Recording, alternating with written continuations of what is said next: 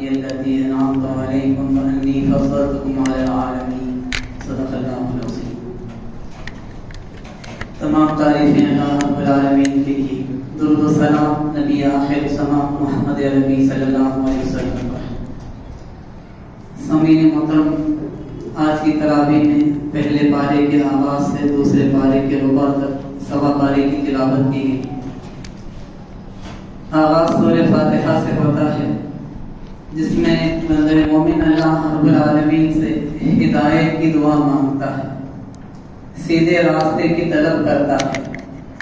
وہ اس راستے کا سوال کرتا ہے جس پہ چلنے والوں پر اللہ کا انعام ہوا، اور اس راستے سے پناہ مانگتا ہے جس پر چلنے والوں پر اللہ نے ہدایت طلب کی تھی. اب یہ وہ کتاب ہے جو راہ ہدایت دکھلانے والی ہے، اور اس کتاب کے اندر کسی قسم کا کوئی شک نہیں. دنیا کی کوئی کتاب ایسی نہیں ہے جو اس چیلنج کے ساتھ گفتگو کا آغاز کرتی ہو کہ اس کتاب میں کوئی شک نہیں. بڑے سے بڑا آتھر ہوں ہمارے دو دنیا میں، اس کی تحریر کے اندر کچھ نہ کچھ غلطیاں مل جائیں گی، لیکن اس کتاب کا آغاز اس چیلنج کے ساتھ ہوتا ہے کہ لا ریب فیہ، اس میں کسی قسم کی کوئی شک کی گنجائش نہیں. اب یہ ہدایت ہے ان لوگوں کے لیے جو خدا ترسی کے رویے کو اختیار کرتے ہیں، جو غیب پر ایمان کرتے ہیں، نماز قائم کرتے ہیں، جو جس بھی ہم نے دیا ہے اس میں سے خرچ کرتے ہیں، پچھلی نازل شدہ آسمانی کتابوں پر بھی ایمان رکھتے ہیں، اور اس کتاب میں قرآن پر بھی ایمان رکھتے ہیں، اور آخرت کو بھی مانتے ہیں. یہی وہ لوگ ہیں جو راہ ہدایت پر ہیں، اور یہی وہ لوگ ہیں جو کامیاب ہونے والے ہیں. اہل ایمان کا یہ تذکرہ ہے جن کے اندر یہ خصوصیات پائی جاتی ہیں. اس کے فوراً بعد کافروں کا تذکرہ کیا گیا. بتلایا گیا کہ یہ کافر وہ ہیں کہ ان کو تم ڈراؤ یا نہ ڈراؤ، دونوں چیزیں ان کے لیے برابر ہیں، یہ ایمان لانے والے نہیں ہیں. اور پھر اس کے بعد تیسرے گروہ کا تذکرہ کیا گیا جو منافقوں کا گروہ ہے، جن کا معاملہ یہ ہے کہ وہ اہل ایمان سے ملتے ہیں تو کہتے ہیں کہ ہم ایمان لائے، لیکن پھر پیچھے یہ کہتے ہیں کہ ہم تو ایمان لانے والوں میں سے نہیں ہیں. یعنی ظاہری طور پر اعلان تو کرتے ہیں اپنے ایمان کا، لیکن اندر سے وہ مسلمان نہیں ہوا کرتے. یہ لوگ اہل ایمان کا مذاق اڑاتے ہیں اور یہ سمجھتے ہیں کہ وہ بہت اچھے ہیں، صحیح راستے کو اختیار کیے ہوئے ہیں، حالانکہ اصلاً مذاق اڑانے کے قابل وہ لوگ ہیں کہ جنہوں نے اپنی آخرت کو تباہ کر دیا. پھر اللہ رب العالمین نے یہ بتایا ہے کہ اگر تم میں کسی کو شک ہو کہ اس کتاب کو ہم نے نازل نہیں کیا ہے تو اس جیسی ایک صورت تیار کر کے لا کر دکھلا، اور تم ایسا نہیں کر سکتے، اور ہرگز تم ایسا نہیں کر سکتے، تو پھر ڈرو اس آگ سے جس کا ایندھن بنیں گے انسان بھی اور پتھر بھی. تو اس طریقے سے یہ چیلنج قرآن نے اور ایک کر دیا ہے. یہاں پر پہلے ہی پارے میں یہ دوسرا چیلنج ہے کہ اس جیسی ایک صورت بھی تم تیار کر کے نہیں لا سکتے. اور چیلنج ان لوگوں کے سامنے کیا گیا جو عربی زبان کے اتنے شاندار جاننے والے تھے کہ دوسروں کو عجمی یعنی گونگا کہا کرتے تھے. اپنے وقت کے فصیح و بلیغ قسم کے افراد جن کی زبان، جن کی بولنے کی صلاحیت زبردست قسم کی صلاحیت تھی، لیکن قرآن کے اس چیلنج کو قبول کرنے کے لیے کوئی تیار نہیں ہو سکے. جس نے بھی اس پر غور کیا وہ پکار اٹھا کہ یہ کسی انسان کا کلام نہیں ہو سکتا. پھر اللہ رب العالمین نے تخلیق آدم کے مرحلے کا تذکرہ کیا. جبکہ اللہ رب العالمین نے حضرت آدم علیہ السلام کو بنانے کا فیصلہ کیا، اس موقع پر ملائکہ کو جمع کیا اور پھر ان کے سامنے تذکرہ کیا کہ میں زمین میں اپنا خلیفہ بنانے جا رہا ہوں. تو فرشتوں نے اس موقع پر کہا کہ ہم آپ کی تسبیح بیان کرتے ہیں، آپ کی تقدیس بیان کرتے ہیں، اور پھر ہمارے ہوتے ہوئے کسی اور مخلوق کی کیا ضرورت ہے، اور وہ بھی ایک با اختیار مخلوق کی. مخلوق با اختیار ہوگی تو اس کے نتیجے میں اس بات کا اندیشہ ہے کہ وہ زمین میں فساد پھیلائے گی، خون ریزی کرے گی. یہ بات فرشتوں نے اپنے سابقہ تجربے کی بنیاد پر کہی تھی. زمین پر انسان سے تقریباً 2000 سال پہلے اللہ نے جنات کو پیدا کیا تھا اور ان کو بھی با اختیار بنایا گیا تھا، لیکن جنات نے آپس میں لڑائیاں کی، خط و غارت کی، خون ریزی کی، اور زمین میں بڑا فساد ان کی آپسی لڑائیوں کے نتیجے میں پھیلا. اور پھر بالآخر ابلیس نے ان فسادی جنات کو مار مار کر مجبور کر دیا کہ وہ جائیں غاروں میں اور جزیروں میں پناہ لے، اور اس طریقے سے اس نے زمین کو فساد سے پاک کر دیا. جب اس نے زمین کو فساد سے پاک کا شکار ہو گیا کہ اب مجھ سے بڑا کوئی نہیں ہے، میں نے وہ کام کر دکھایا جو زمین پہ کسی نے آج تک نہیں کیا تھا۔ جنات کی پیدائش کے 2000 سال بعد اللہ رب العالمین نے انسانوں کی تخلیق کرنے کا فیصلہ کیا، اور اس موقع پر اللہ نے اس طریقے سے ملائکہ کے سامنے تذکرہ کیا۔ جب ملائکہ نے جواب میں یہ بات کہی کہ ہم تو آپ کی تسبیح کرنے کے لیے تیار ہیں، کرتے رہتے ہیں، پھر کیا ضرورت ہے، تو اللہ نے یہ بات بتائی کہ میں جو جانتا ہوں وہ تم نہیں جانتے۔ اور پھر اس کے بعد اللہ رب العالمین نے ایک پتلا بنایا کھنکتی ہوئی مٹی سے، اور اس کو 40 دن کے لیے چھوڑ دیا۔ اس کے اندر خمیر سا اٹھ آیا، اور اس دوران میں ابلیس کو اس بات کا اندازہ ہو گیا کہ اب ایک نئی مخلوق جو زمین پر آنے والی ہے وہ زمین کا خلیفہ بن جائے گی، اور میرا جو اب تک مقام ہے سرداری کا وہ مقام کھنچ جائے گا، اور مجھ سے زیادہ فوقیت رکھنے والی ایک مخلوق پیدا ہونے والی۔ تو آدم علیہ السلام کی پیدائش کے تذکرے کے ساتھ ہی وہ آدم علیہ السلام سے حسد کرنے لگا، روزانہ آتا آدم علیہ السلام کے پتلے کو لات مارتا اور کہتا کہ اگر تو مجھ پر مسلط کیا گیا تو میں تیری بڑائی کو کبھی تسلیم نہیں کروں گا، اور اگر میں تیرے اوپر مسلط کیا گیا تو تجھے تباہ کر کے چھوڑوں گا۔ 40ویں دن اللہ رب العالمین نے آدم علیہ السلام کے اس پتلے میں روح پھونکی، جس کے نتیجے میں آدم علیہ السلام جیتے جاگتے انسان بن کر کھڑے ہو گئے۔ پھر اللہ رب العالمین نے ان کو علم الاسماء، علم الاشیاء عطا کیا۔ سورج، چاند، زمین، آسمان، یہ ساری چیزوں کے نام اللہ نے بتائے۔ آدم علیہ السلام کے سامنے تعارف کروایا قیامت تک آنے والی ان کی نسل کا، اور پھر اس کے بعد اللہ نے دوبارہ ملائکہ کو جمع کیا۔ ابلیس اگرچہ کہ وہ فرشتہ نہیں تھا، وہ جنات میں سے تھا، لیکن وہ ملائکہ کے ساتھ ہی رہا کرتا تھا، اور آسمانوں میں اس کی سرداری چلا کرتی تھی۔ عزازیل اس کا اصل نام تھا، حارث کے نام سے بھی وہ جانا جاتا تھا۔ تو اس موقع پر اللہ رب العالمین نے کہا کہ تم مجھے چیزوں کے نام بتلاؤ۔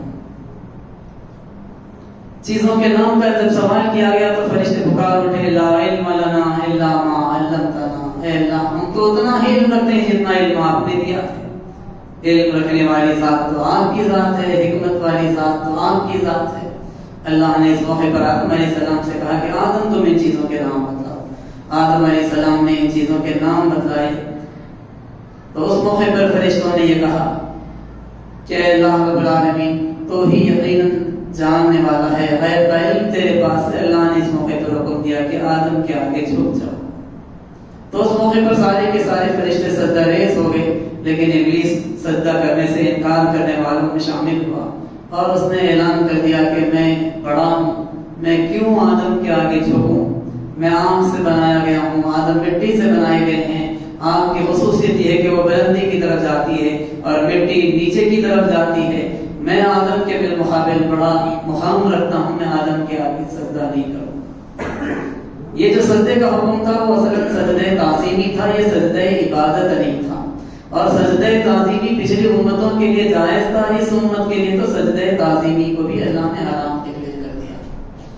اور پھر جب ابلیس نے اس قسم کا رویہ اختیار کیا تو پھر اس کے بعد اللہ رب العالمین نے ابلیس کو مردود ڈکلیئر کر دیا، اور ساتھ ہی اس کو اللہ رب العالمین نے ایک بہت بڑی آزمائش کے اندر ڈال دیا، اس کے کفر کی وجہ سے، اس کی نافرمانی کی وجہ سے۔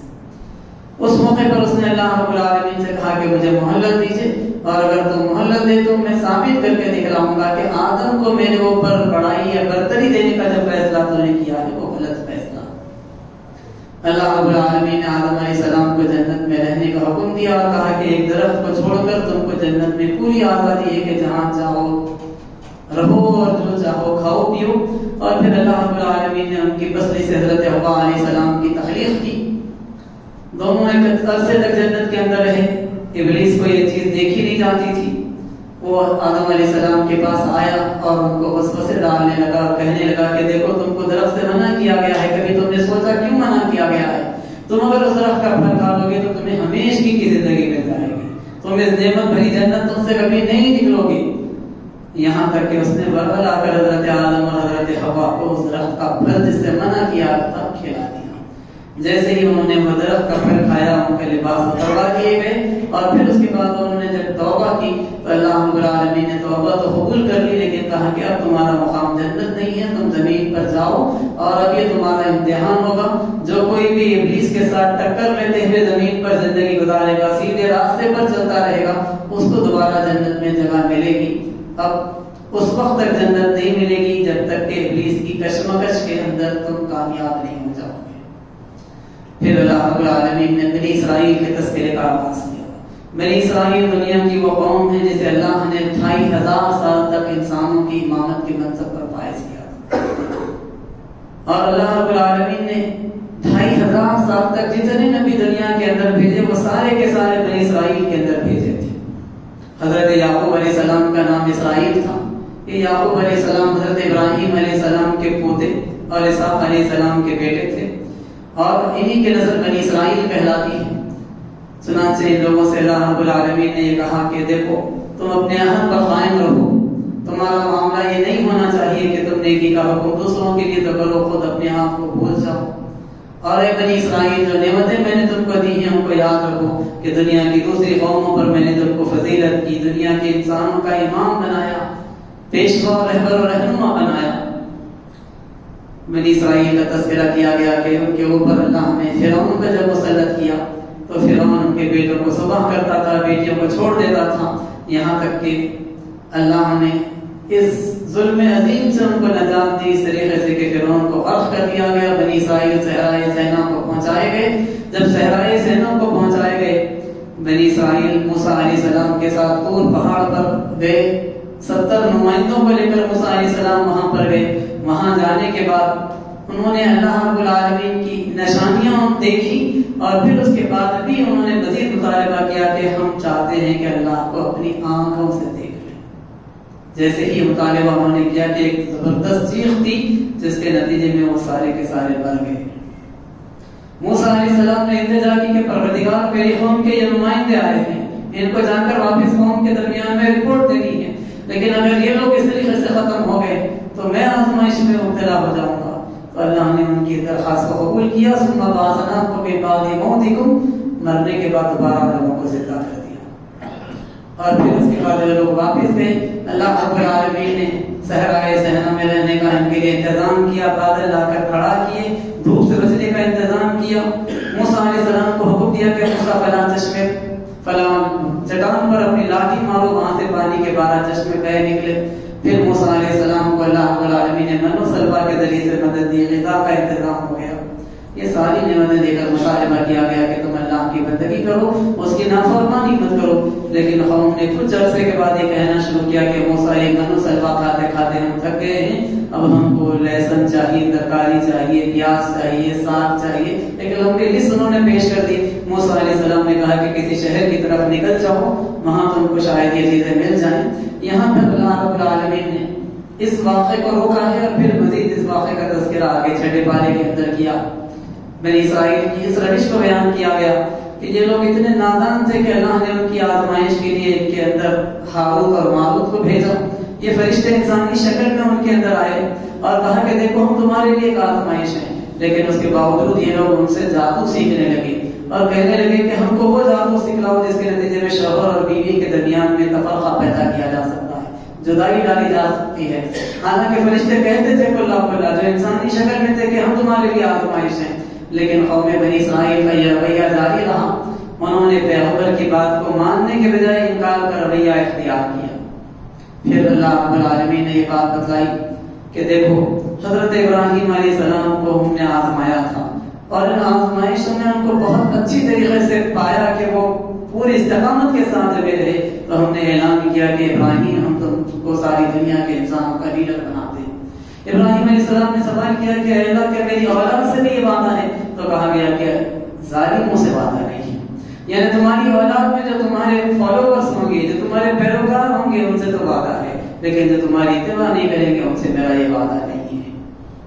یاد کرو وہ مرحلہ جب کہ ابراہیم اور اسماعیل خانہ کعبہ کی دیواریں تعمیر کر رہے تھے اور کہتے جاتے تھے کہ پروردگار ہماری اس خدمت کو قبول فرما کہ تو بے شک بننے والا ہے، اے پروردگار ہماری نسل میں سے ایک امت مسلمہ کو اٹھانا۔ اور پروردگار تو ہماری توبہ کو قبول فرمانا کہ بے شک تو توبہ کا قبول کرنے والا ہے۔ پروردگار ہماری نسل میں سے ایک رسول کو اٹھانا جو لوگوں کے سامنے تیری آیات کی تلاوت کرے، کتاب و حکمت کی تعلیم دے، نفوس کا تزکیہ کرے۔ اللہ رب العالمین نے باپ اور بیٹے کی اس دعا کو قبول کیا اور انہی کی نسل میں سے نبی اکرم صلی اللہ علیہ وسلم کو مبعوث کیا، جنہوں نے کتاب و حکمت کی انسانوں کو تعلیم بھی دی، نفوس کا تزکیہ بھی کیا۔ اور پھر یہ بات بتلائی گئی کہ جو کوئی ابراہیم علیہ السلام کی ملت سے منہ موڑے، اس نے تو گویا اپنے آپ کو اپنے نفس کے حوالے کر دیا، اس لیے کہ ابراہیم علیہ السلام تو وہ ذات تھے، اس شخصیت کے مالک تھے کہ جب ان سے کہا گیا کہ ابراہیم اطاعت قبول کرو تو انہوں نے فوراً کہا کہ میں نے اسے تسلیم کم کر دیا۔ یاد کرو وہ وقت جب یعقوب کا آخری وقت آیا تو انہوں نے بچوں کو بلایا اور کہا کہ بچوں میرے بعد تم کس کی بندگی کرو گے؟ انہوں نے ایک آواز ہو کر کہا کہ ہم اس معبود کی بندگی کریں گے جس کی آپ نے بندگی کی۔ اور پھر اسحاق علیہ السلام نے، اسماعیل علیہ السلام اور ابراہیم علیہ السلام نے آپ کے آباء و اجداد نے جس کی بندگی کی، اس کے علاوہ ہم کسی اور کی بندگی نہیں کریں گے، ہم صرف الہ واحد کو مانیں گے، ہم اسی کے مسلمان اور فرمانبردار ہو کر رہیں گے۔ دیکھو یہ امت تھی جو گزر گئی، ان کے کام ان کے ساتھ، تمہارے کام تمہارے ساتھ، ان کے کاموں کے بارے میں تم سے سوال نہیں کیا جائے گا، تم سے سوال تمہارے اپنے اعمال کا ہوگا۔ پھر دوسرے پارے کا آغاز ہوتا ہے اور پھر یہ بات بتائی گئی کہ نبی اکرم صلی اللہ علیہ وسلم چاہتے تھے کہ جب بنی اسرائیل کو دنیا کی امامت سے ہٹا دیا گیا ان کی کفر اور ان کی ناشکریوں کی وجہ سے، تو ان کا قبلہ بھی بدل دیا جائے۔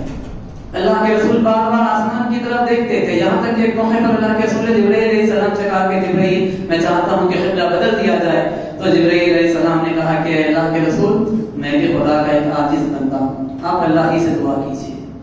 بلاخر نبی اکرم صلی اللہ علیہ وسلم کی یہ تمنا پوری ہوئی، حکم آیا کہ فولی وجهک شطر المسجد الحرام، اپنے چہرے کو مسجد حرام کی طرف پھیر لیجیے۔ چنانچہ مسجد اقصی کے بجائے خانہ کعبہ کی طرف رخ کرنے کا عین حالت نماز میں مسجد قبلتین جو کہ مدینہ میں واقع ہے حکم آیا، اور پھر اس کے بعد نبی اکرم صلی اللہ علیہ وسلم اور صحابہ کرام نے مسجد اقصی سے رخ پھیر کر خانہ کعبہ کی طرف رخ کر لیا۔ اس طریقے سے اللہ رب العالمین نے بنی اسرائیل کو امامت سے ہٹایا تو نبوت بھی ان سے کھینچی، ان کے قبلے کو بھی بدل دیا، اور بنی اسماعیل میں سے آخری نبی اکرم صلی اللہ علیہ وسلم آئے تو پھر اسی قبلے کو قبلہ بنایا گیا جو حضرت اسماعیل علیہ السلام اور ان کے والد حضرت ابراہیم علیہ السلام کے ہاتھوں تعمیر ہوا تھا۔ پھر یہ بات بتائی گئی کہ دیکھو جو لوگ استعانت طلب کریں اللہ سے نماز کے ذریعے سے اور صبر کے ذریعے سے، تو یقیناً استعانت طلب کرنے کی یہ سب سے بہترین شکل ہے۔ اللہ رب العالمین صابروں کے ساتھ ہے۔ جو راہ خدا میں مارے جائیں ان کو مردہ مت کرو، وہ زندہ ہیں۔ اللہ کے رسول نے بات بتائی کہ شہید جنت کے اندر سبز پرندوں کی جسموں میں ان کی روحیں ڈالی جاتی ہیں، جنت کے اندر وہ اڑتے پھرتے ہیں، جنت کی غذاؤں سے لطف اندوز ہوتے ہیں، اور جنت میں اللہ نے کچھ قندیلیں رکھی ہیں، ان کے اندر آ کر وہ آرام بھی کرتے ہیں۔ ان کو جو زندگی دی گئی ہے اس زندگی کا تم کو شعور نہیں ہے، بل احیاء ولکن لا تشعرون، وہ زندہ ہیں لیکن تمہیں اس کا شعور نہیں ہے کہ ان کی زندگی کس قسم کی ہے۔ پھر اہل ایمان سے بات بتائی گئی کہ اللہ تم کو آزمائے گا مختلف طریقوں سے۔ جو لوگ آزمائشوں میں کہتے ہیں کہ انا للہ و انا الیہ راجعون، یہ اللہ رب العالمین کے نزدیک پسندیدہ رویہ ہے۔ یہی وہ لوگ ہیں جن کے اوپر اللہ کی رحمتوں کا نزول ہوتا ہے، اور یہی وہ لوگ ہیں جو ہدایت یافتہ ہیں۔ پھر کہا گیا کہ صفا اور مروہ اللہ کی نشانیاں ہیں، جو کوئی حج کو جائے یا عمرے کو جائے تذکرہ کیا گیا کہ وہاں پر ان کو جانا چاہیے۔ اور پھر اس کے بعد آخر میں یہ بات بتائی گئی کہ اہل ایمان اللہ سے شدید محبت کرتے ہیں، دنیا کی کسی اور چیز کے بالمقابل سب سے زیادہ کسی چیز سے ان کو محبت ہوا کرتی ہے تو اللہ کی ذات سے محبت ہوا کرتی ہے۔ اور یہی اہل ایمان ہے جن کا معاملہ یہ ہے کہ حرام کی بھی چیزوں کے قریب نہیں جاتے۔ اللہ نے مردار کو حرام کیا ہے، خنزیر کے گوشت کو اللہ نے حرام کیا ہے، خون کو حرام کیا ہے، جو نجس چیزیں ہیں جو حرام کھلا کھلا ڈکلیئر کر دی گئی ہیں، اہل ایمان ان سے اپنے آپ کو بچاتے ہیں۔ اللہ رب العالمین سے دعا ہے کہ اللہ تعالیٰ ہمیں قرآن کا علم و فہم عطا فرما، اس پر عمل کرنے کی